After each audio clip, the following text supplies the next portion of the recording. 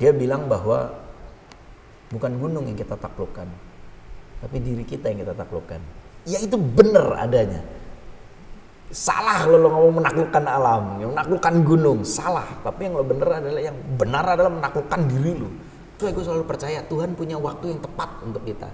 Makin lo kejar, nggak akan dapet. Semenjak itu gue menjadi orang yang goals. Kalau misalkan gue pengen ini, ya tetap yakin, tapi jangan maksa gitu. Harus sekarang gitu. Jangan maksa gitu. Tetap yakin. Nanti Tuhan itu sutradara yang hebat kalau buat gue. Sudut pandang perfilman buat gue Tuhan itu sutradara yang hebat. Assalamualaikum, selamat pagi, siang, sore, malam, seperti biasa kapanpun juga lo nonton video ini. Kembali lagi di Ngobrolin Hidup. Kali ini kita kedatangan tamu yang seru banget, kayaknya gue yakin ini ada Mas Ramon Tungka. Apa kabar, men? Kabar baik, men. Alhamdulillah, men. Sehat ya, sehat. Sehat, Bapak Ali. Aktor, traveler, penulis juga, aktivis lingkungan juga, dan mungkin ada lagi yang gue nggak tahu juga, macam-macam yang lo kerjain. Sebenarnya pengen bilang intelijen, cuman kan status pekerjaan intelijen itu kan nggak boleh bocor ya gitu kan. Dan jadi, sekarang ini bocor deh sih. Jadi lebih baik saya tidak mau menyebut profesi saya intelijen gitu. Oh, jadi jangan bilang-bilang ya kalau dia itu intelijen juga gitu. Gitu. Mas Ramon, men, ini kita ngobrol-ngobrol santai aja. Ngobrolin hidup seperti mungkin kalau ini episode pertama yang lu nonton, ya pertama jangan lupa nonton episode yang lain juga, karena banyak sekali pembelajaran setiap kali gue wawancara tamu-tamu yang datang ke sini, dan gue juga yakin banyak yang bisa gue pelajari juga dari lu, dari perjalanan hidup lo gitu. Banyak inspirasi yang gue yakin bisa teman-teman yang menonton atau dengerin bisa dapatkan untuk ya, ngobrol hidup, untuk melakukan perubahan yang lebih baik dalam hidup kita mumpung masih hidup gitu kan. Agar lebih hidup. Agar lebih hidup juga, mantap. Insya Allah. Insya Allah. Ini nyantai kan? Hah? Nyantai lah. Nyantai. Nyantai harusnya ngerokok boleh dong. Nah, kalau ngerokok tapi outdoor, kita indoor sekarang. Nanti habis ini lu rokok silahkan. Tunggu komat. Men, oke, gue kalau pertama kali gue mendengar kayak Ramon Tungka itu yang di antara beberapa hal yang cukup identik sama lo, salah satunya paling kuat itu adalah traveling gitu, di antara beberapa hal yang lain gitu ya. Nah, cuma kan lo tadi aktivis lingkungan juga, terus lo aktor juga, dan atau mungkin aktor juga sama kuatnya buat gue traveler gitu ya. Awal mula ketertarikan lo sama dunia either baik acting, film ataupun traveling itu kayak gimana? Apa kalau lo boleh cerita? Apa ya? Maksudnya sebenarnya itu semua berjalan paralel gitu. Maksudnya dua dunia yang memang sebagian orang bilang tidak ada hubungan, tapi sebenarnya ada hubungannya antara kegiatan keaktoran sebagai seorang seniman bersama kegiatan lain, yaitu sebagai seorang pegiat aktivitas alam bebas gitu kan, aktivitas di luar ruang. Awal mula sih kalau boleh dibilang, gue dari kecil pramuka gitu kan, maksudnya bangga sampai sekarang gue sebagai anak pramuka. Tapi waktu kecil gue juga sangat mencintai film, gue tuh ibaratnya movie head lah gitu, ya cocok lah sama lo lah. Sama kita. Gitu kan, jadi semua itu berjalan bersamaan gitu. Ketika mulai kayak tumbuh dewasa, mulai suka camping segala macam. Walau dari kecil gue selalu dididik oleh bokap gue budaya traveling tadi gitu. Jadi bapak gue itu ketika gue kecil, beliau kerjanya ke luar negeri terus gitu kan. Jadi waktu kecil gue tuh selalu nongkrong depan rumah itu nunggu tukang pos, cuman untuk menerima kartu pos dari bokap gue gitu. Dan kartu pos itu masih gue simpen sampai sekarang gitu, setumpukan gitu. Jadi yang ada di kepala gue, kerjaan bokap gue saat itu adalah ke luar negeri gitu. Hingga pada akhirnya ketika ditanya waktu SD, cita-citanya mau jadi apa? Polisi. Cita-citanya mau jadi apa? Dokter, tentara. Itu kan profesi ya. Sedangkan gue cita-citanya kata kerja, ke luar negeri. Ke luar negeri, jadi aktivitas. Pada saat itu gitu kan.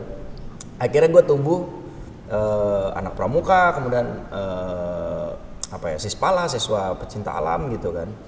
Karena kecintaan gue juga terhadap dunia seni peran, gue selalu percaya apa yang lo lakukan sekarang itu sebenarnya bibit hasil dari benih yang lo tanam ketika lo kecil gitu. Ketika gue kecil gue sangat menyukai film dan gue beranggapan bahwa suatu hari gue akan menjadi seorang aktor. Ketika gue kecil gue ngelihat bokap gue membawa souvenir dari luar negeri, gue selalu beranggapan bahwa suatu hari gue akan keliling dunia. Ketika gue kecil gue juga beranggapan bahwa menjadi seorang waktu itu gue nonton Indiana Jones gitu, seorang explorer gitu. Gue nganggap bahwa Indiana Jones itu keren gitu. Ya akhirnya ya alhamdulillah apa yang gue hadapi sekarang, apa yang gue jalankan sekarang hingga ke depan, waktu gue kecil dulu gitu. Bicara soal kenapa memilih jadi aktor, kenapa ketika kecil bercita-cita jadi aktor itu lucu. Bokap gue waktu kecil pengen gue jadi tentara. Pendekatannya bokap gue adalah nonton film Rambo. Jadi referensinya film juga. Film Rambo 3 adalah film bioskop pertama yang gue tonton tahun 90 kalau nggak salah. Jadi bioskop gue nonton film Rambo. Bokap gue ngasih film Rambo, bokap gue ngasih film kayak zaman kecil kita dulu ada film series Tour of Duty, terus film Arnold Commando gitu. Ya. Wah, gue harus dijejelin itu supaya jadi tentara gitu. Itu zaman itu film-film kayak gitu lagi hype banget itu banget kan. Tuh, action kelas B gitu kan. Iya. Suatu hari habis gue nonton Rambo, di setelin videonya Rambo 1, First Blood, Rambo 2, Rambo 3. Tiba-tiba suatu hari gue nonton Rocky 4. Terus gue bilang Rocky keempat itu yang Ivan Drago bukan? Ivan Drago ya? Dolph Lundgren. Gue ngomong sama bokap gue, "Pah, sekarang Rambo itu berprofesi sebagai petinju." Gue bilang gitu. Kok bisa udah gak jadi tentara jadi petinju? Bokap gue ngomong, yang main satu orang, namanya Sylvester Stallone. Dia aktor. Sebagai aktor harus bisa jadi tentara, harus bisa jadi petinju. Muncullah film Tango and Cash. Sebagai polisi. Tuh lihat, dia bisa jadi polisi juga. Oh. Jadi sebelumnya konsep lu belum memahami konsep aktor itu belum memahami. Karena gua ngeliat Rambo gua bisa jadi petinju, Rambo bisa jadi jadi polisi gitu kan. Ngeliat film Cobra itu kan Stallone juga kan. Kok bisa gitu kan. Nah, bokap gua bilang bahwa inilah konsep aktor gitu. Malah itu yang nancap di kepala gua, bukan keinginan jadi tentara gitu kan. Nah, dari situlah mulai gua pengen suatu hari gua akan jadi seorang aktor. Sekalinya gue memilih jalan, gue yakin jalan gue benar gitu kan, gue akan fokus. Jalan paralel, gue akan terus mengasah hobi gue, passion gue yang lain di bidang kepramukaan. Pramuka itu kan sebenarnya basic untuk bahwa alam adalah sekolah yang terbaik untuk membentuk jati diri gitu kan. Jalan beriringan. Kenapa lo berpendapat begitu? Sebenarnya itu pendapatnya Lord Baden-Powell, foundernya Pramuka. Oke, gue tanya lagi, kenapa lo setuju dengan pendapat itu? Apa yang membuat lo setuju dengan pendapat itu, Mas? Gue gak akan bisa duduk di sini kalau gue gak belajar di alam. Itu jawabannya. Karena gue mendapati gue tumbuh dewasa ketika gue berada di alam. Ya, artinya ketika gue melakukan berkegiatan di luar ruang, ketika gue berada di gunung, ketika gue berada di hutan, di laut, rawa, sungai, danau, apapun, gue ngerasa I feel alive di situ. Gue ngerasa lebih menjadi manusia ketika gue beraktivitas di alam. That's why gue ngerasa bahwa sekolah yang terbaik itu di alam, dan menurut gue Lord Baden-Powell ngomong gitu itu merupakan suatu pembenaran buat gue tuh. Oke, fix yang lo ngomong bener gitu. Dan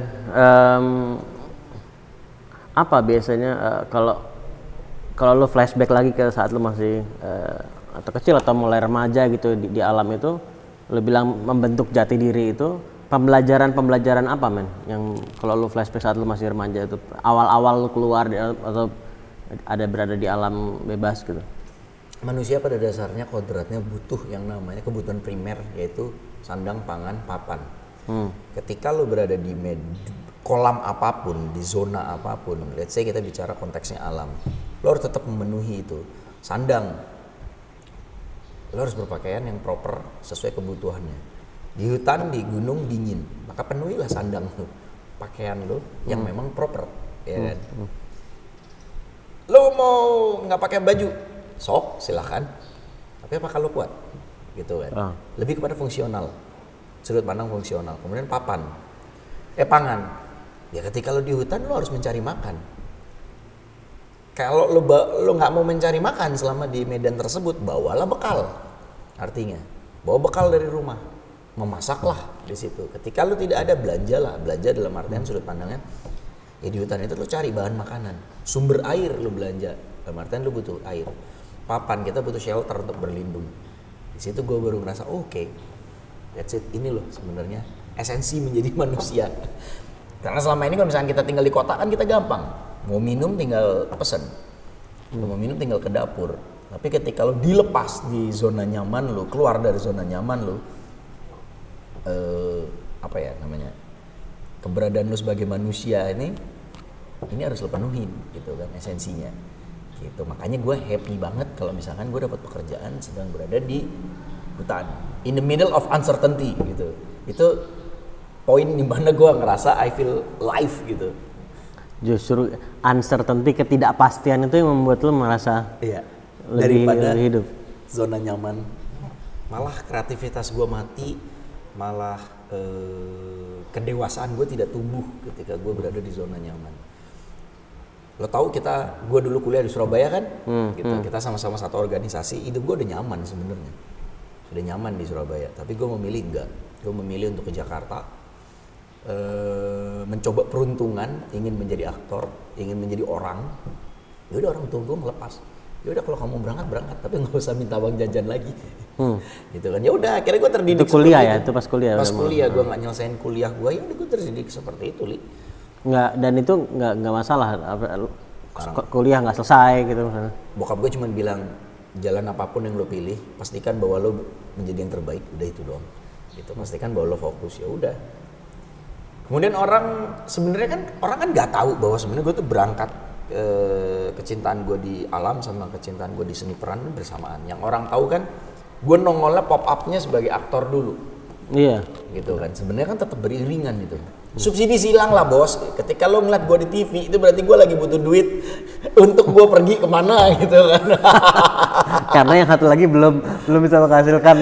Bukan belum bisa menghasilkan. Gue pengen ekspedisi keluar negeri, butuh duit dong, butuh modal, ya gue syuting lah, uangnya butuh subsidi silang. Nah, sekarang kan lo dari traveling lo juga sudah, travelingnya pun juga lo bisa menjadi salah satu sumber penghasilan juga bukan? Akhirnya, pada hari ini akhirnya kayak gue bilang dulu orang mencerca gue, mencibir gue dengan bilang lo mau jadi apa dengan lo menjadi anak pecinta alam.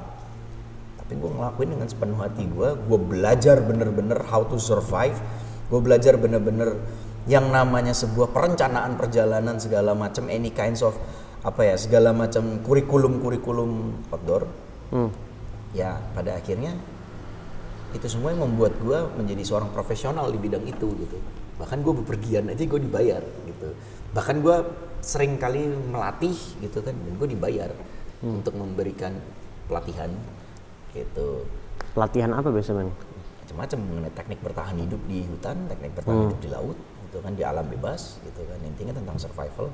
Ya pada akhirnya kayak gue bilang tadi kan di awal, apa yang gue percaya dari dulu, gue yakin gue bisa. Laws of attraction lah, gue selalu percaya itu, gitu. Apa yang lo yakinin gitu, seperti Cristiano Ronaldo ketika kecil dia memandangi fotonya Ronaldo, the phenomenon dari Brazil. Lihat hari ini, Cristiano Ronaldo bahkan prestasinya melebihi idolanya gitu kan. Itu gue selalu percaya hal itu, bahwa I have a big dreams gitu. If you want something in life, you gotta reach out and grab it gitu. Gue selalu percaya hal itu, bahwa yang menentukan keberhasilan lo tuh sebenarnya mental lo. Kalau lo yakin lo bisa, ya lo bisa. Bukan bantuan dari orang lain, bukan modal yang lo punya, tapi keyakinan lo. Selama lo yakin, lo bisa. Ya cobaannya kan banyak. Tinggal gimana lu bertahan. Ya buktinya gue bisa bertahan sampai hari ini, alhamdulillah. Ya karena kekehnya gue, bahwa gue yakin gue tidak salah jalan dengan gue memilih jalur di dunia petualangan. Tapi hari ini alhamdulillah ya, kalau beberapa kawan bilang ya gue pionir salah satunya mungkin gitu kan. Salah satu pionir yang dimana seorang yang berkutat di dunia petualangan akhirnya mampu menghasilkan gitu kan, mampu menjadi speaker, di motivational speaker di mana-mana. Berarti kan artinya alhamdulillah jalan yang gue tempuh ini memberi manfaat buat orang banyak gitu. Gue bukain jalan. Ada profesi lain yang bisa mendatangkan manfaat materi, manfaat finansial maupun manfaat sosial ke orang lain gitu. Ya gue bersyukur bahwa karena kekehnya gue, ya lo tau lah gue, kalau gue udah maunya A, nggak ada yang bisa matain gue gitu kan. Tapi lihat hasilnya gitu kan. Pada akhirnya gue selalu seperti itu. That's why kembali lagi tagline-nya, ketika gue di alam berkegiatan di luar ruang itu membuat gue jadi lebih manusia. Gitu. Gue akan respect sama barang gue sendiri, gue akan respect sama partner gue respect sama lingkungannya. Pada akhirnya gue respect sama Tuhan gitu kan, semakin respect pada Sang Pencipta. Last but not least, gue akan semakin respect sama diri gue sendiri gitu. Gue nggak bawa headlamp, salah siapa? Membahayakan siapa? Membahayakan diri gue sendiri kan. Pada akhirnya belajar bertanggung jawab gitu, Li. Saat lu bilang nih kita maju mundur ya men, Iya nggak apa-apa. Gue udah ada beberapa Memento aja maju pertanyaan mundur. ya. Kita referensi filmnya banyak, kalau belum nonton cari film judulnya Memento, itu film keren juga. Jalan filmnya mundur dari belakang ke depan. Terus balik lagi. Ya terus balik lagi bolak-balik. Tadi lu bilang semakin respect juga sama diri gue. Apakah lu merasa dulu lu tidak respect sama diri lu, at least seperti sekarang gitu? Percaya atau tidak? Mungkin ini juga pertanyaan ke lu ya. Seberapa respect lo sama diri lu? Pertanyaan seberapa respect lo sama diri lu itu pada artinya tuh gini. Seberapa disiplin lu? Seberapa cinta lu sama apa yang lu lakukan? Lo melakukan pekerjaan seperti ini, lo buat video, lo bikin kebelet hidup or apapun pencapaian lo, pastikan dalam diri lo cinta bener nggak apa yang lo lakuin. Kalau ternyata lo pikir, oh gue cinta bener, oh ya udah bagus, kan yang nilai lo bukan gue. Yeah. It's all about face to face with yourself gitu kan. Tiba-tiba lo ngomong, iya ya, gue sebenarnya nggak ini banget gitu. Ya berarti lo belum respect sama diri lo sendiri. belum dekat sama diri lo sendiri gitu kan.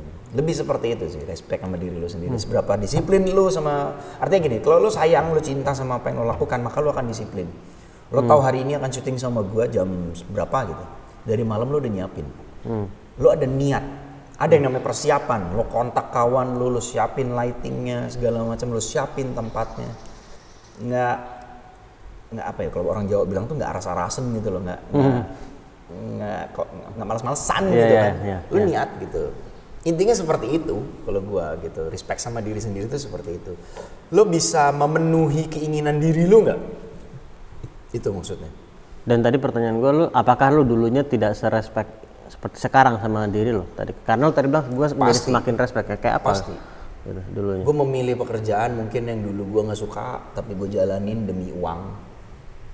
Gua jalanin sesuatu yang mungkin gue kurang srek, tapi ya udahlah,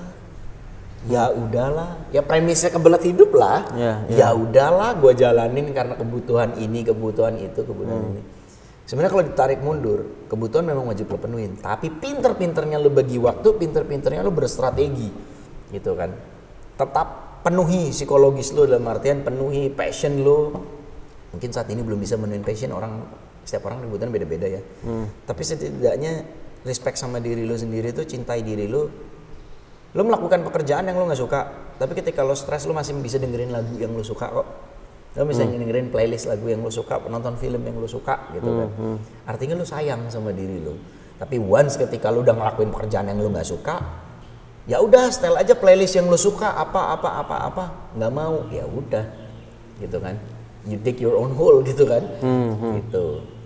Intinya sih pasti semua orang ada yang namanya apa ya, belum respect itu sama dirinya sendiri. Ya gue akuin ya, gue belum respect sama diri gue sendiri gitu, belum bisa disiplin itu sama diri gue sendiri, belum mampu mengakomodir kebutuhan jiwa gue itu apa gitu kan. Sama kayak kebutuhan jiwa kan. Lo kan lihat kebutuhan jiwa lo apa gitu pada akhirnya. Menarik man. Seru. Ya gitulah coy. Nih sekarang kita kembali lagi ke belakang men. Tadi jadi lu waktu sekolah SMA terus lu mulai berpikir untuk oke, gue ingin ini menjadi jalan hidup gue gitu, artinya either traveling atau apa film gitu ya. Itu saat lu mulai berpikir itu ada momen tertentu nggak yang membuat lu mulai berpikir lebih kuat dan akhirnya memutuskan untuk melakukan itu tuh kejadiannya mau apa? Ada apa ya? Kecamukan apa bahasanya? Gue nggak tahu tuh. Enggak. Gue sampai sekarang kadang mikir loh. gila keputusan besar dalam hidup gue, kalau misalkan orang nanya, Mon keputusan besar dalam hidup lo apa meninggalkan kota kelahiran gue, itu keputusan gue terbesar. Tapi kalau gue pikir lebih dalam lagi, saat itu gue nggak berkecamuk. Jadi nggak ada kekhawatiran ini berhasil nggak ya dan seterusnya gitu. Iya. Gue belum pernah ngomong hal ini ke banyak orang. Berkecamuknya gue adalah bukan perkara berhasil atau tidak, karena gue yakin ini jalan yang gue mau. Saat itu gue tidak ada berkecamuk. Berkecamuknya gue adalah saat itu meninggalkan Isaac. Secinta itu main gue sama Isaac saat itu. Saat itu gue inget banget lah, gue punya career path di Isaac juga. Wah insya Allah cemerlang nih, kan gue ngekor lo terus kan di belakang lo kan. Tiba-tiba gue harus berkarir. Itu yang buat gue berkecamuk. Kuliah nggak peduli gue sama kuliah gue. Tapi gue yakin bahwa gue yakin tidak ada berkecamuk karena ini gue mau. Gue selalu berpendapat bahwa sekolah itu bisa di mana aja kok, gitu. Gue selalu ngerasa bahwa sekolah itu bukan menuntut ilmu, kalau menurut gue, bahasa gue. Sekolah itu menjemput ilmu, menabung ilmu, iya kan? Lu menuntut ilmu itu udah pasti, coy. Lu mau nuntut, lu siapa? Mau nuntut ilmu, gitu kan? Kalau gue lebih filosofi gue adalah ilmu itu dijemput, diambil, ditabung di kepala lo. Nah itu bisa lo lakukan dimanapun. Gue tuh bangga, gue tuh nggak lulus. Seriously, gue bangga. Apalagi gue kalau ketemu beberapa orang yang S1, S2 di mana di luar negeri, gue makin bangga gue. Gue kuliah di mana? Oh, sekarang ngapain? Gue bisa gitu. Gue mungkin nggak setajir lu dengan mobil lo yang banyak, rumah lo yang besar. Gue selalu balasnya gini, lo bahagia sama hidup lo? Jawaban gue cuma gitu. Sekolah tidak menentukan. Bukannya sekolah, tapi title tidak menentukan. Lo akan seperti apa di depan. Makanya gue bilang, gue tuh bangga, gue tuh nggak lulus. Tidak lulus sarjana ekonomi, itu gue bangga cuy. Karena apa? Karena gue belok bener-bener kan. Jalur yang gue tempuh itu belok 180 derajat gitu kan. Gue tiba-tiba yang mahasiswa ekonomi, seorang mahasiswa yang aktif di organisasi, tiba-tiba muncul menjadi seorang aktor, muncul menjadi seorang pegiat alam bebas gitu kan. Menurut gue bangga gitu bahwa gue nggak lulus. Karena lu jelas kenapa lu memutuskan untuk belok gitu ya? Iya, karena gue jelas. Makanya dari itu yang selalu gue bilang ketika gue melakukan sebagai seorang speaker di beberapa seminar atau acara apa gitu, sama seperti kebelet hidup lah. Lo tau apa yang lo mau nggak? Jangan pernah jalan ketika lo nggak tahu mau kemana. Simple. Lo keluar jalan raya, lo nggak tahu mau kemana, resikonya banyak. Potensi ancaman akan datang. Bisa saja lo bengong kemudian ditabrak mobil, bisa saja lo semakin get lost sampai akhirnya lo lupa rumah lo di mana. Ternyata lo udah jalan begitu jauh. Gimana sama gimana sama orang yang berpendapat juga jalan aja dulu? Atau kalau gue ngambil, kita sama-sama suka film dan dari Lord of the Rings, Tolkien gitu ya, kan bilang not all who wander are lost gitu ya. Kalau orang yang lu melihat apakah itu hal yang berbeda atau gimana pendapat lu? Sudut pandangnya beda, Li. Maksudnya not all who wander are lost gitu, itu sudut pandangnya beda. Kita bisa melihat bahwa sesuatu yang tersesat itu menjadi perspektif yang positif. Namun satu sisi kita bisa melihat juga sesuai kebutuhannya bahwa sesuatu yang lost itu artinya buruk gitu. Sesuatu yang positif maksudnya begini, jalanin aja dulu. Gue juga tipenya kayak gitu. Tapi kan ada proses pendewasaan ketika lu berjalan. Baru 3 kilo misalkan satuannya ya, baru 3 kilo atau baru 3 tahun gitu, lo mengalami proses katarsis perubahan manusia, pendewasaan. Oh jalan gue sudah benar atau belum? Oh ternyata gue harus ganti haluan. Nanti akan ada momen seperti itu. Gitu.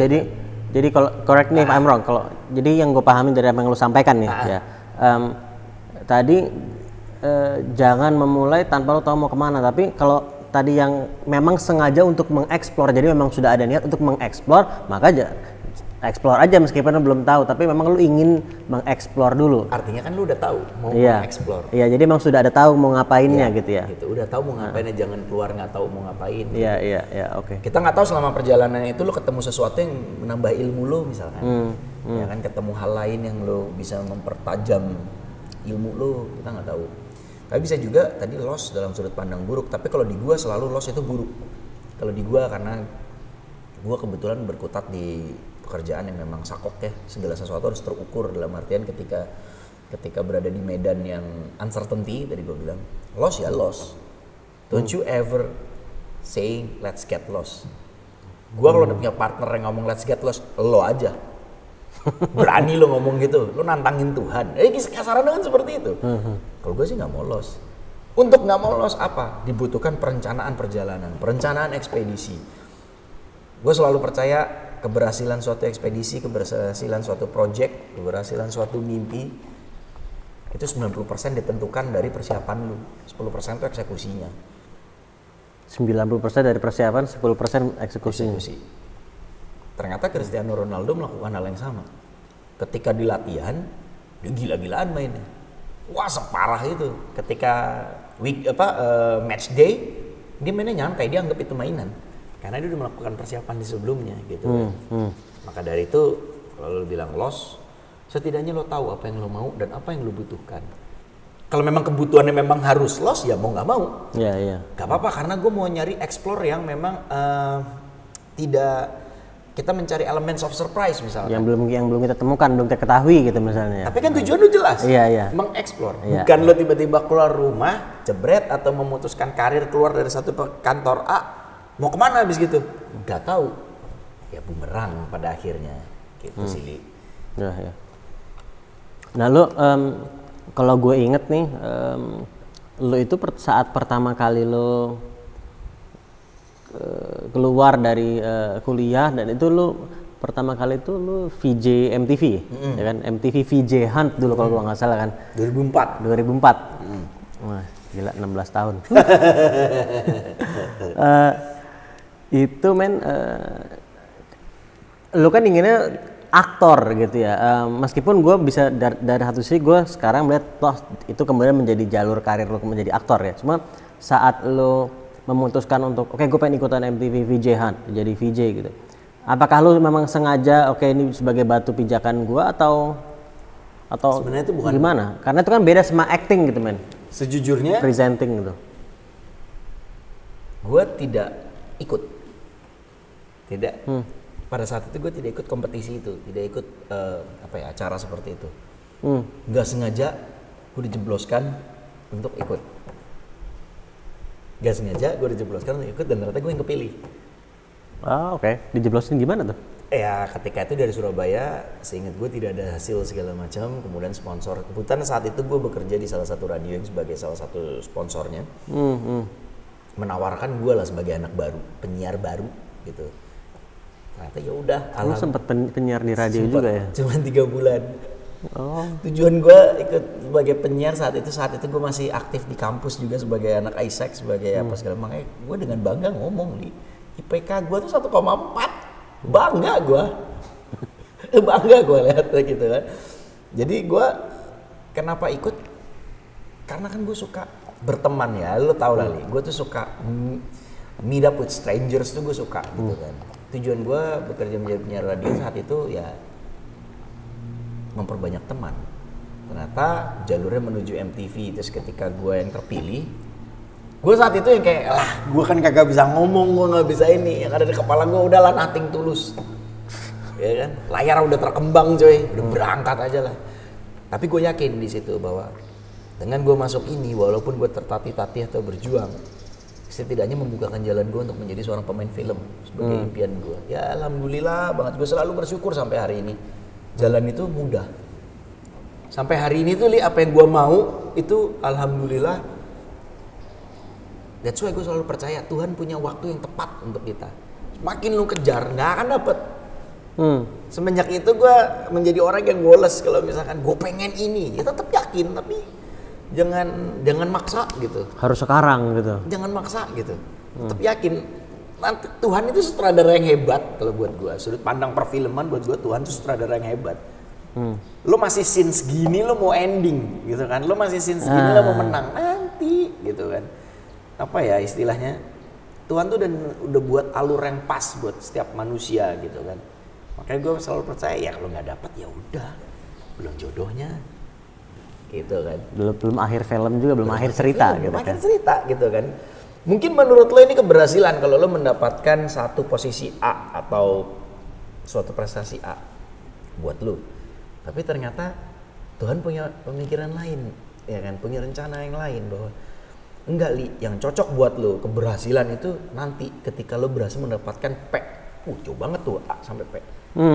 Tanpa lo sadar ketika lo dapet P, pencapaian lo lebih besar, more than you ever imagine gitu kan. Gitu. Makanya gue selalu sampai sekarang gue selalu woles. Menarik pertanyaan frequently asked question ke gue tuh adalah bagaimana Kak Ramon mengatur keuangan. Itu FAQ yang di gue. Mumpung sini coba Jawaban gue tuh cuman uang tuh nggak bisa ngukur kebahagiaan lo kan. Dan gue orangnya simple, nggak ada duit ya udah. Ntar juga ada, ngerti kan lo? Lagi nggak ada. Tapi kalau lu, sorry kepotong. Kalau misalnya ya ada memenuhi kebutuhan keluarga, anak dan seterusnya itu. Nah artinya kan belajar nge-manage dalam artian. Kayak gue bilang, gue selalu setiap mendapatkan pekerjaan, mendapatkan kompensasi, salary atau fee, sepinter-pinternya gue mengatur. Ini untuk ini investasi ini, untuk investasi ini, untuk pembayaran ini, segala kebutuhan. Itu beres gitu kan. Tapi kan sudut pandang gue adalah uang untuk membahagiakan gue. Frequently asked question itu. Ya, jawaban gue itu bahwa banyaknya uang di dompet gue itu nggak mengukur kebahagiaan gue. Kalau lagi ada ya udah alhamdulillah gue syukurin, nggak ada ya alhamdulillah gue syukurin. Tuhan tuh sayang sama semua umatnya, nggak mungkin Tuhan menelantarkan gitu kan. Tapi kan tetap berupaya keras gitu kan. Tetap di sudut pandang yang lain gue tetap bukan berarti gue pengangguran, enggak gitu. Pekerjaan gue banyak gitu Li. Gue percaya bahwa ya nanti juga ada. Hidup itu kan perkara tabur tuai. Apa yang lo tabur nanti lo akan menuai kan. Gitu kan. Itu selalu gue percaya gitu. Selalu berpikiran baik aja ke semua orang, selalu berpikiran positif aja ke semua orang gitu. Dari situ itu adalah salah satu wujud bersyukur sih buat gue. Makanya gue selalu kalau ketemu siapapun gue selalu ngomong, ya sering-sering bersyukur aja lah. The more you grateful itu, the more you get gitu kan. Sesimpel itu kalau gue. Makanya gue bilang, gue tuh nggak bisa ngukur yang namanya uang itu. Tolak ukur keberhasilan tuh bukan di apa yang lo punya, apa yang lo simpan di tabungan lo enggak. Keberhasilan lo tuh adalah apa ya?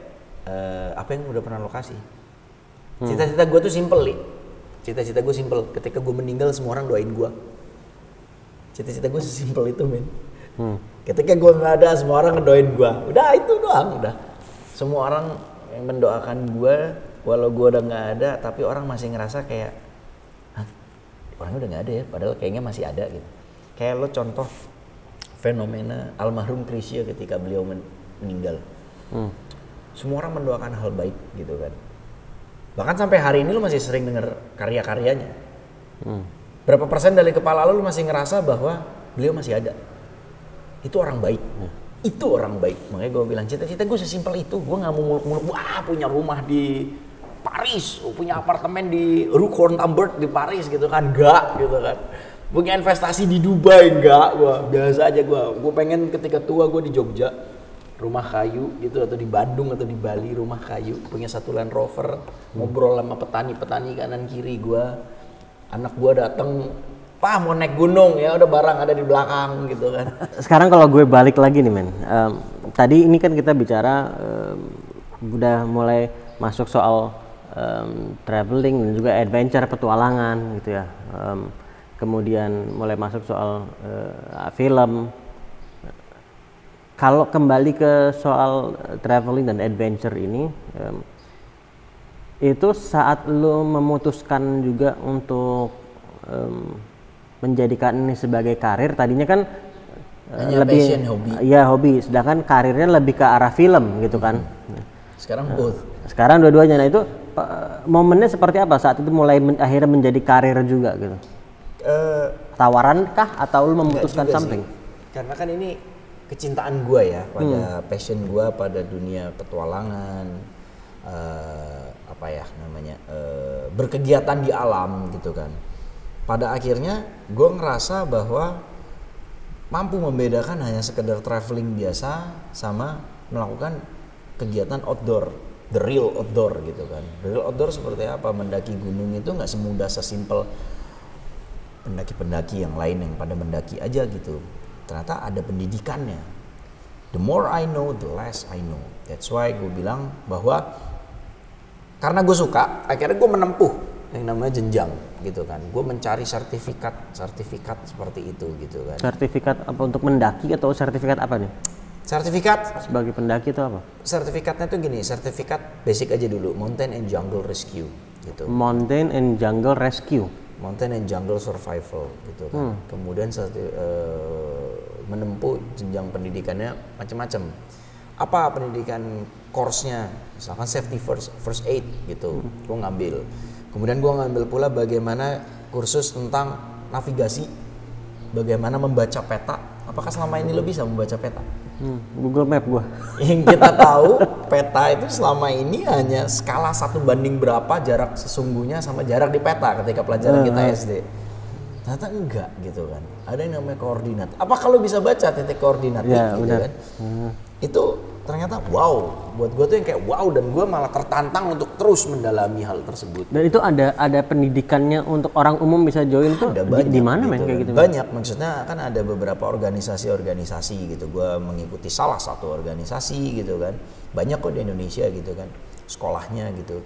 Kemudian ada lagi yang namanya ilmu divisi tentang misalkan zoologi, dalam artian tumbuhan yang bisa lo makan.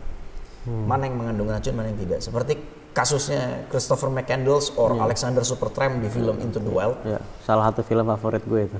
Salah satu film favorit, mengubah hidup gue juga itu gitu kan. Bahwa dia di situ meninggal karena salah memakan tumbuhan gitu kan. Nah, artinya kan kita harus tahu.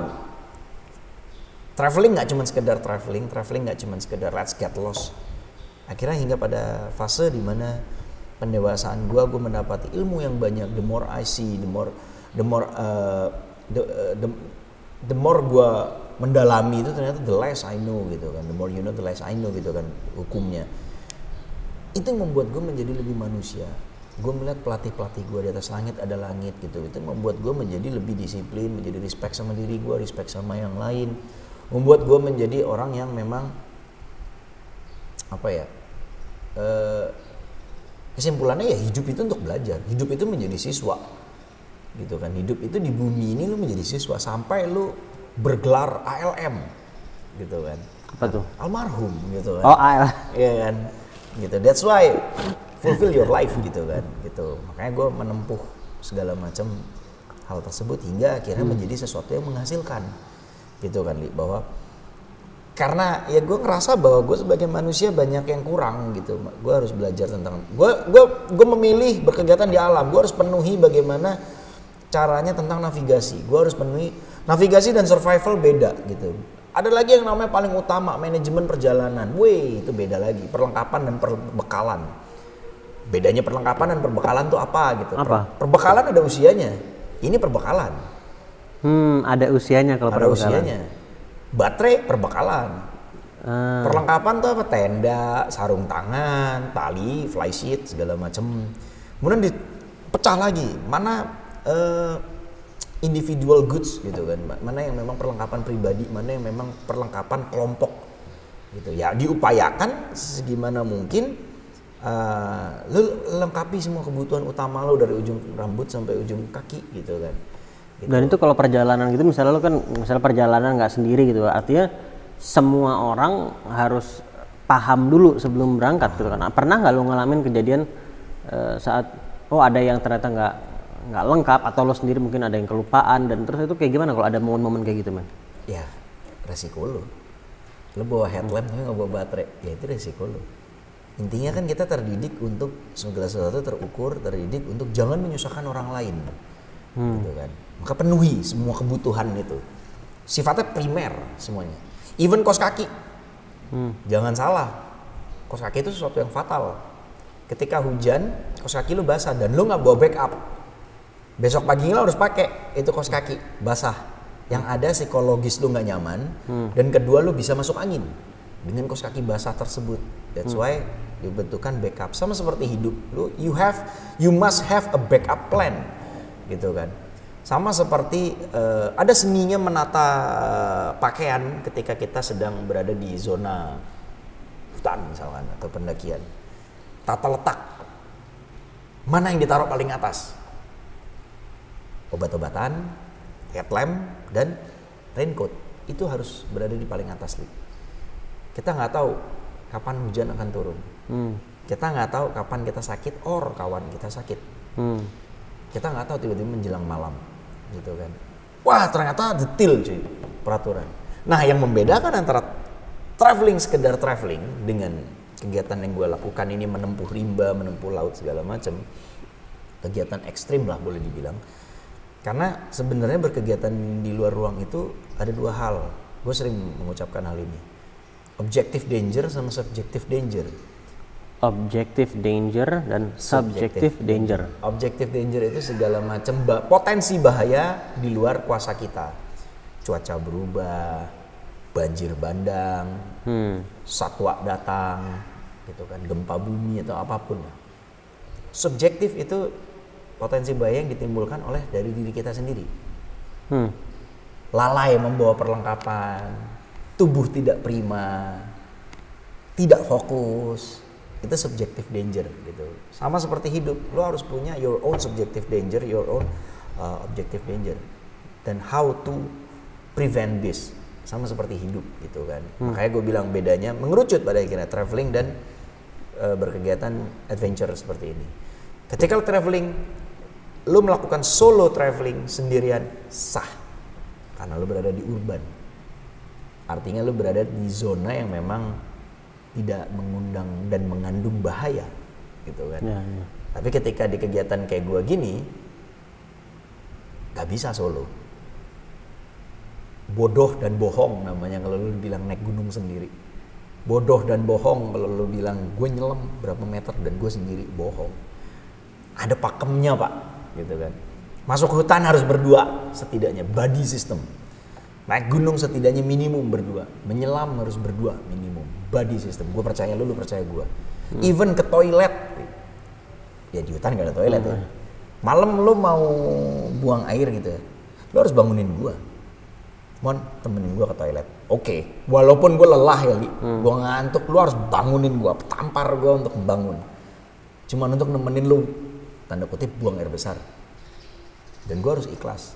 Kenapa coba kira-kira menurut lu harus berdua? Karena kalau dia kenapa-napa ntar lu juga bisa berbahaya buat lu juga kan, jadi buat untuk kita intinya juga. Intinya seperti itu, bahwa akhirnya kan kita di sini belajar untuk mengutamakan kepentingan kelompok. Kita belajar untuk teamwork. That's why kembali lagi, jika ini dikorelasikan ke hidup, ya ini pelajaran di gua, ini sekolah di gua. Hal-hal detail seperti ini gitu kan. Ada yang namanya, ternyata ke gua sering mendaki gunung, ternyata ada pemahaman tidak tertulis bahwa istirahat itu sifatnya vital. Maka dari itu penuhi kebutuhan istirahat lo dengan super nyaman. Apa contohnya? Ya disiplin, kembali lagi ketika kita ambil contoh paling simpel naik gunung ya. Naik gunung ketika udah sampai di pos di atas dan lo harus ngebangun shelter, tenda segala macam. Segera ganti baju lo karena baju lo basah. Ganti baju yang paling nyaman. Pakailah sweater yang paling nyaman. Harus punya matras yang nyaman, selimut, sleeping bag yang nyaman. Kalau lo semua nyaman, tidur lo enak nggak? Ya kan? Ambil prinsip logika aja. Ketika lo pagi bangun, lo akan melanjutkan ekspedisi lagi. Ketika lo nyaman, lo prima. Bandingkan dengan gua misalkan, atau siapapun lah. Tidurnya tidak nyaman, perlengkapan dia seadanya atau nggak bawa salah satu. Dia tidak nyaman. Ya kan, Li? Ketika start besok paginya, bensin lo lebih besar daripada dia. Gitu. Ya artinya kan dari situ kan gue bisa ngeliat detail-detailnya gitu kan. Oh ternyata the more I know ternyata the less I know gitu kan. The more I see the less I see gitu kan. Masih banyak yang harus gue penuhin gitu. Apa kesalahan yang paling fatal mungkin yang pernah lo lakukan yang membuat lo ini pembelajaran besar banget kesalahan ini itu saat lo di alam bebas gitu. Ketika lo di alam bebas apapun bisa terjadi. Psikologis lo bisa down. Kemudian ketika psikologis lo down, lo bisa yang namanya demotivated.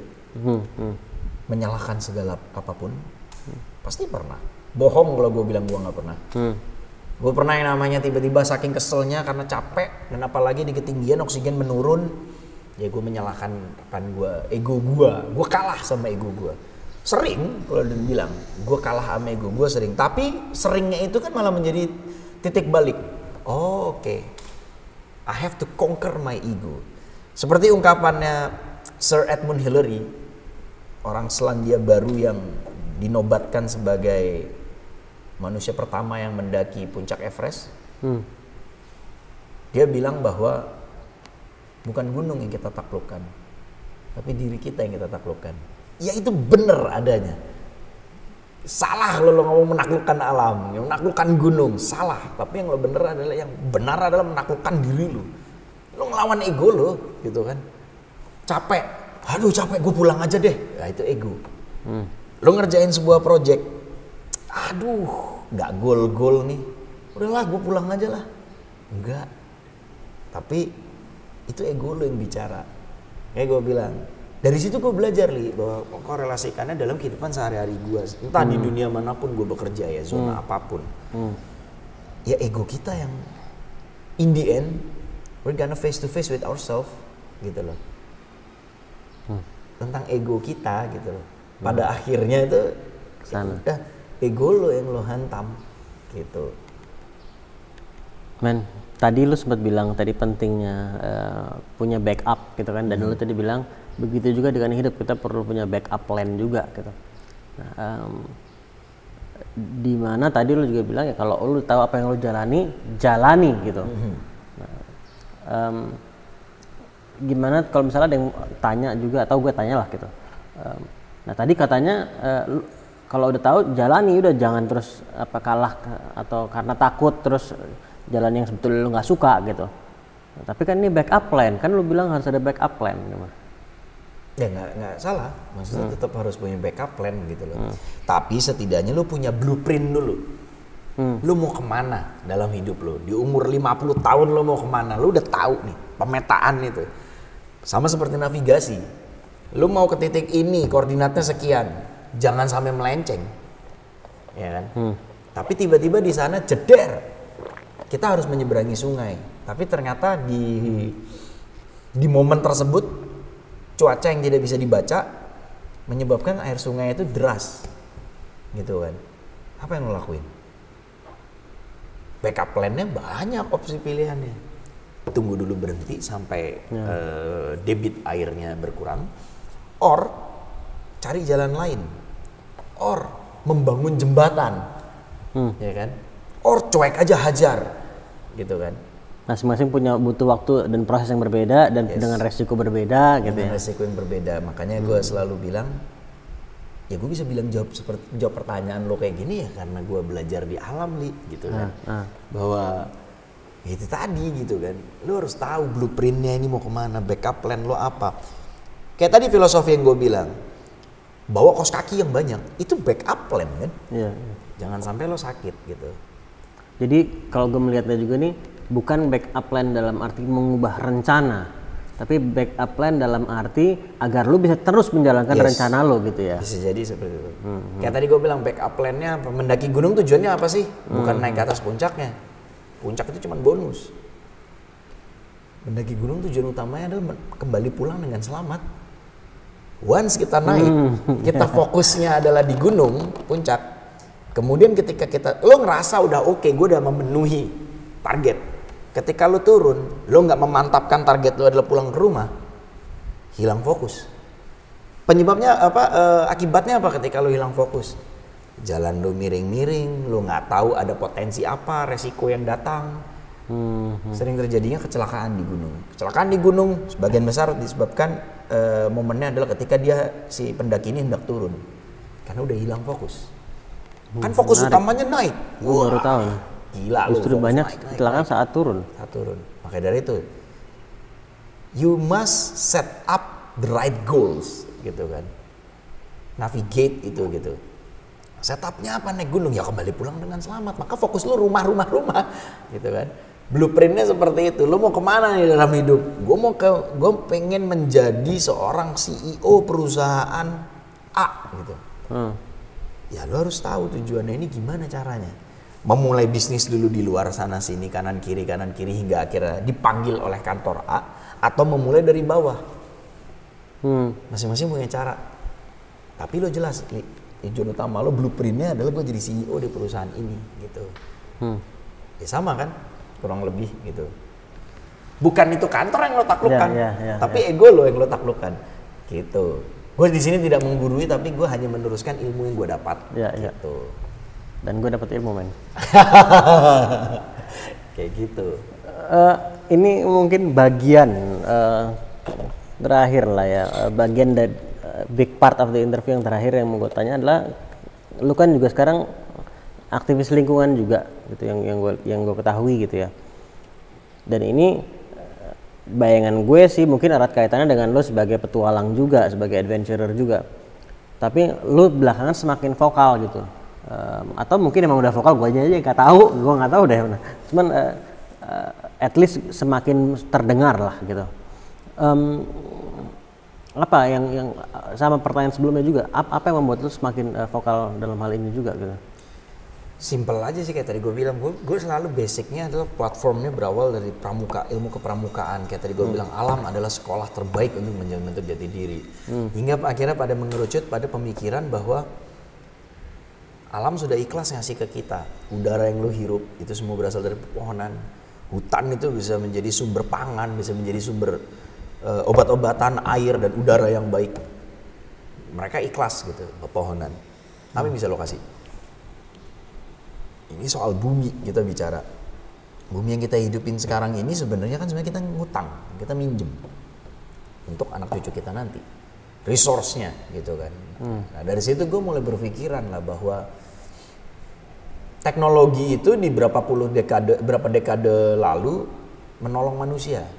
Tapi teknologi bisa juga menjadi sebuah ancaman hasilnya. Ya kan? Hingga akhirnya kita bersyukur 1 dekade terakhir manusia mulai nyadar bahwa emisi karbon sudah mulai tinggi. Ini ketika pandemi gue nggak tahu nih hitung-hitungannya sekarang apakah akan melakukan konferensi ulang nggak yang emisi karbon yang konferensi di Paris yang mengenai pemanasan global bumi. Kita ditarget di tahun 2025 harus sepanas apa gitu kan. Penghitungan ulang ini karena mungkin sejak pandemi orang penggunaannya orang nggak banyak keluar seperti sebelum-sebelumnya gitu. Okay. Climate change is real.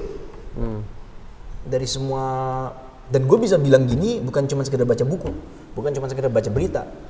I went there.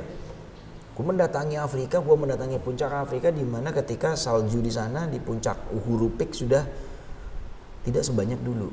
Ketika gue berangkat ke Amerika Latin, gue mendaki beberapa pegunungan di sana, trek di sana. Foto perbandingan berapa puluh tahun sebelumnya sama yang sekarang, saljunya mulai mencair gitu kan. That's why I told you bahwa climate change is real, gitu kan. Bumi ini semakin panas. Mungkin kita cuma tahu wacana itu, gitu. Tapi ada buku yang gue baca juga bahwa dampaknya apa memangnya ke depannya kalau kita biasa-biasa aja nganggap bumi ini biasa. Bukan perkara sampah plastik, gitu kan. No, habit. Ketika siang-siang lu nyalain AC, membuat panas. Mobil, termasuk buah yang lo makan mempengaruhi emisi karbon. Buah, gimana tuh? Maka dari itu makanlah seasonal fruit. Sekarang lagi musim mangga ya lu makan mangga karena banyak didapat. Jangan lagi musim mangga lu nyari sirsak. Artinya demand tinggi. Dibutuhkan mendatangkan sirsak dari daerah lain ke tempat lo tinggal. Berapa truk yang dikirim? Emisi karbon lagi kan. Apa yang lo makan mempengaruhi emisi karbon pada akhirnya. Seperti kita ngeliat di video dokumenter kayak Cowspiracy atau Before the Flood-nya Leonardo DiCaprio, that's real gitu kan. Apa yang lo makan, apa yang lo konsumsi, apa yang lo lakukan dalam gaya hidup lo mempengaruhi emisi karbon gitu kan. Sekarang alhamdulillah semua orang di muka bumi sudah berpikiran bahwa teknologi harus menjadi ramah lingkungan untuk menyelamatkan bumi kita. Dampaknya apa sih, Li? Kembali lagi gue tanya, 20 tahun, 30 tahun lagi. Istilahnya tuh ada kayak gini, akan ada yang namanya migrasi besar-besaran ketika bumi semakin panas. Akan banyak serangan refugees gitu. Bukan serangan ya, tapi lebih kepada bahasanya bukan serangan, mungkin bahasanya lebih kepada akan banyak migrasi besar-besaran. Migrasi apa nih? Manusia. Di India, di Afrika itu dikhawatirkan dari bukunya Bumi yang Tidak Dapat Dihuni Lagi, bukunya David Wallace, bahwa ketika kita masih gaya hidup seperti ini lagi di 2025 atau 2028 gitu, belahan bumi di Afrika, wilayah Afrika atau wilayah India akan semakin panas tanahnya. Cocok tanam sudah tidak bisa. Mengakibatkan apa? Orang berpindah. Orang berpindah gitu. Krisis baru gitu kan.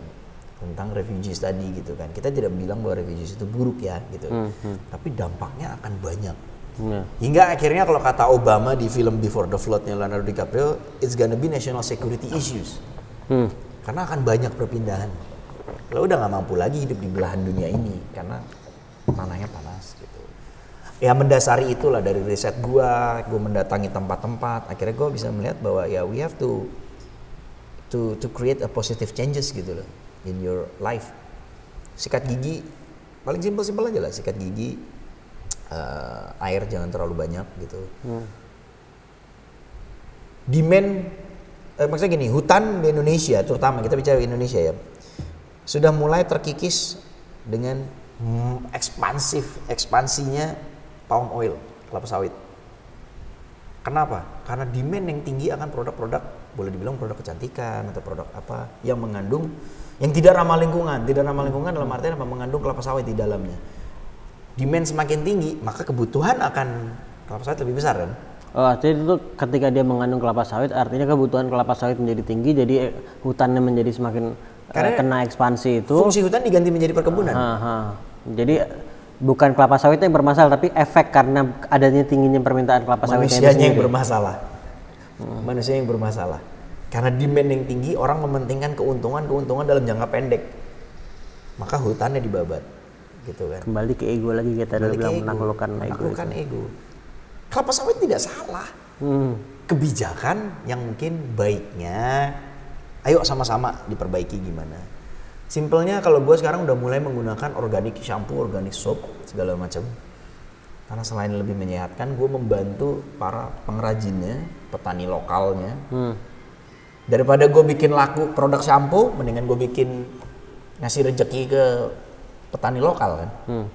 Bener nggak gitu kan? Logikanya sesimpelnya seperti itu. Tapi kan itu pilihan hidup gitu. Hal-hal kecil yang bisa lo lakukan untuk prevent earth crisis gitu. Paperless lah paling simple. Paperless, public transport, beli seasonal fruits gitu kan. Climate change kayak kurangi penggunaan listrik gitu kan. Colok tapi barangnya off, itu mempengaruhi gitu kan. Hal-hal seperti itu gitu Lali. Ya gue juga nggak expert di sini, tapi gue terus belajar agar gue bisa. Intinya kan cita-cita gue cuma satu. Gue pengen ngasih manfaat yang baik untuk banyak orang. Percuma gue ngumpulin duit gue nggak masuk di liang lahat gue kan. Dan saat mati didoain orang banyak. Iya, saat mati didoain orang banyak. Gue pengen jadi kayak Kevin Costner. Kevin Costner di film The Guardian gitu kan. Gitu. Gitu nih. Men, ini udah kita mendekati akhir. Ya. Tapi gue justru mau balik ke awal sebentar. Gak apa-apa, kan memento. Memento. Lo tadi di awal sempat bilang juga mengenai, ya gue terus membangun keyakinan gue pas gue tanya, lo nggak ada ragu atau takutnya saat awal memulai gitu kan? Nggak, gue justru jalan gitu kan, dan lo membangun keyakinan itu. Apa yang lo lakukan, mungkin baik dulu maupun sekarang untuk terus menjaga keyakinan tersebut bahwa lo tetap bisa, agar lo bisa konsisten menjalani apa yang lo jalani sekarang ini? Orang itu kan wajar, gue pun juga, lu pun juga mungkin ketika tiba-tiba di tengah jalan ragu, itu wajar. Yang membuat gue tetap yakin adalah gue selalu berprinsip bahwa kendala itu pasti ada, rintangan itu pasti ada, susah itu pasti ada. Bukan susah, rintangan pasti ada gitu, hambatan. Tidak ada yang susah, yang ada lu mau atau nggak mau gitu aja gitu kan. Lo mau stick to the plan or change plan, itu hak lo. Kita nggak bisa bilang bahwa carilah satu warnanya ini dan lo harus ngejar ini. Ketika lo tengah jalan mau berubah nggak boleh, nggak. Setiap orang tahu kok polanya. Mungkin lo dulu sebelumnya adalah seorang karyawan, di sebuah kantor. Kemudian lu ngerasa bahwa entah lu jenuh atau faktor lain membuat lu ingin berkarir tempat lain. Gak ada masalah. It's okay if you have to change plan, gitu kan. Selama blueprintnya makro, secara kita tarik garis besar, tujuannya jelas. Pengen apa? Pengen jadi orang kaya? Ya silakan, hak lu. Lu mau jadi orang kaya, silakan. Caranya kan beda. Dengan berbisnis kah? Dengan berdagang kah? Ya kan? Dengan jual beli kah? Atau apakah? Gitu. Bebas. Tujuan utamanya apa? Blueprintnya gitu kan. Ingin jadi pimpinan perusahaan. Lu harus jelas bermimpinya. Perusahaan apa? Posisi lu sebagai apa? Di umur berapa? Gitu kan. Visualkan itu gitu. Jadi perusahaan. Tiba-tiba tengah jalan lu harus berubah. Change plan. It's your choice. Itu pilihan lu gitu. Gak masalah kok. Selama tujuan utama lu jelas. Maka dari itu tentukan set the right goals gitu kan. Kayak gue bilang kan. Tujuannya apa? Mau bahagia, mau ada yang bilang pengen jadi dokter spesialis, silahkan. Gitu kan. Tidak ada yang salah, tidak ada yang benar. Semua benar. Gitu. Untuk tetap menjaga keyakinan, ya pikir ulang lagi. Artinya kayak tadi pertanyaan di awal banget gue tanya sama lu. Sudah seberapa respect sama diri lu? Sudah seberapa sayang lu sama diri lu? Kalau lu sudah sayang banget, lu akan sering berkomunikasi dengan diri lu. Dengan jiwa lu yang ada dalam tubuh ini gitu. Jalan kita udah bener belum sih? Ya kan? Jalan kita udah bener nih. Tapi kok gue ragu ya? Coba pikir-pikir ulang deh. Ajak ngobrol. Gitu. Ajak ngobrol gitu kan. Jadi itu meminimalisir yang namanya keraguan, meminimalisir yang namanya tidak berani melangkah gitu kan. Gitu. Nanti lo akan tahu kok. Oke, gue harus pindah. Prinsipnya hidup itu pilihan. Apapun yang lo pilih, lakukan dengan maksimal. Udah seperti itu sih kalau gue. Sesimpel itu. Gue memang aneh Li gitu kan. Dibanding mungkin narasumber lo yang lain atau mungkin kawan-kawan lo yang lain, gue mungkin yang paling aneh gitu. Tapi ya jalur yang gue tempuh, gue bener-bener terjun. Kayak tadi gue bilang, gue memutuskan menjadi seorang yang berkegiatan di luar ruang. Gue bener-bener ngambil jenjangnya, gue bener-bener menjemput ilmu itu tersebut, gak main-main gitu kan.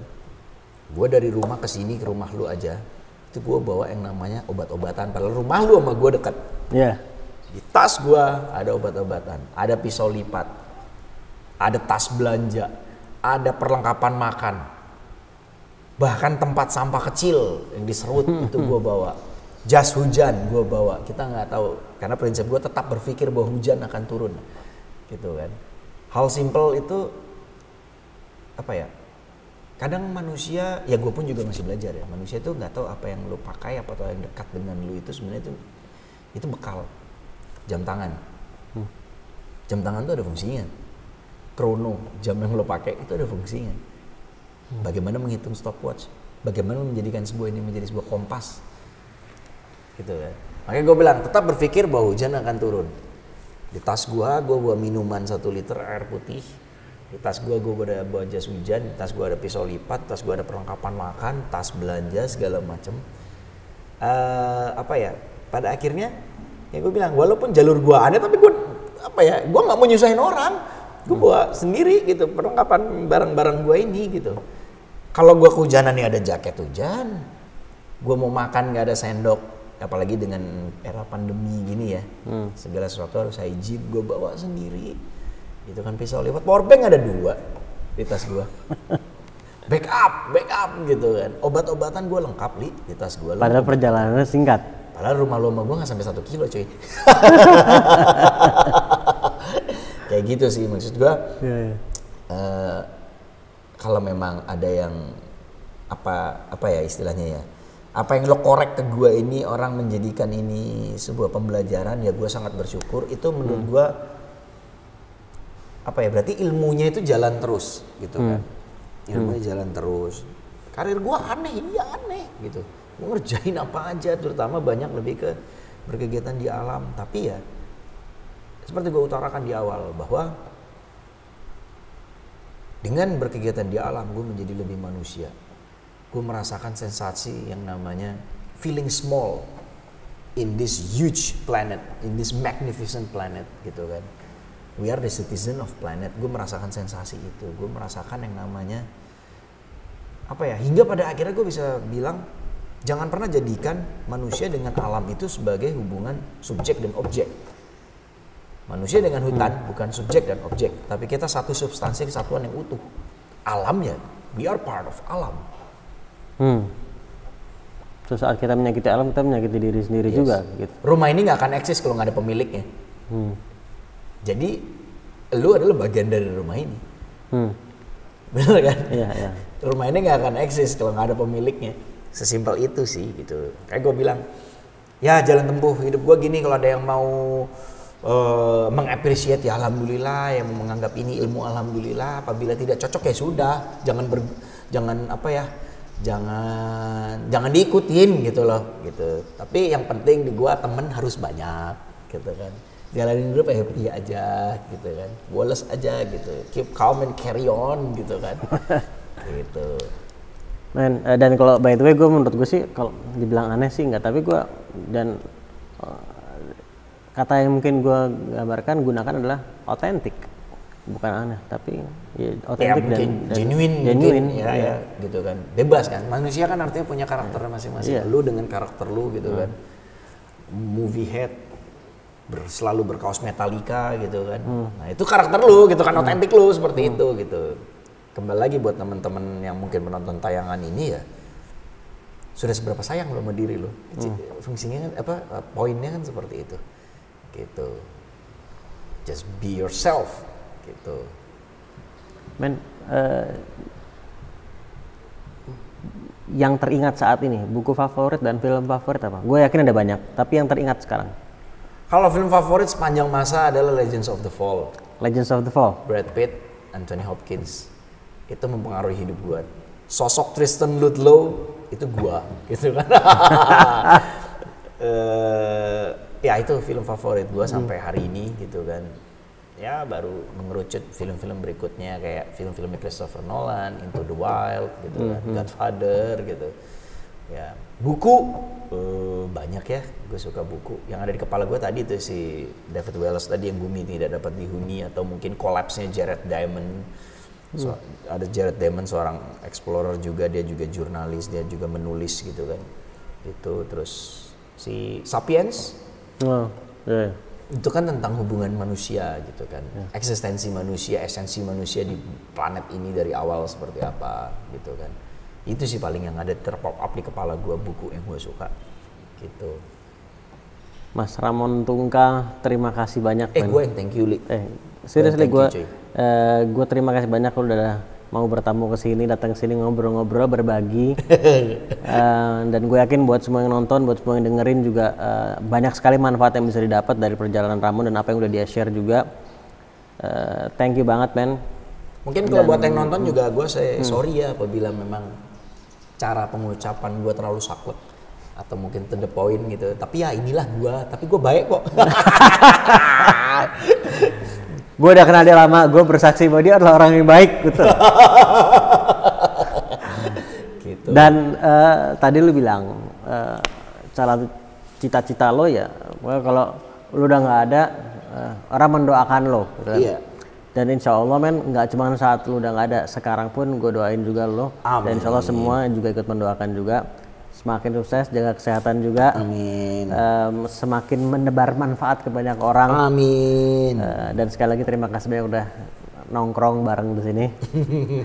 Dan ntar kita ngobrol-ngobrol lagi film-film yang lain. Kita sering banget ngomongin film karena gue percaya ketika kita ketemu lagi ketika 20 tahun lagi, Li, di suatu bar itu, lu sama gue tuh ibarat Kevin Costner lagi ngobrol sama Liv Schreiber.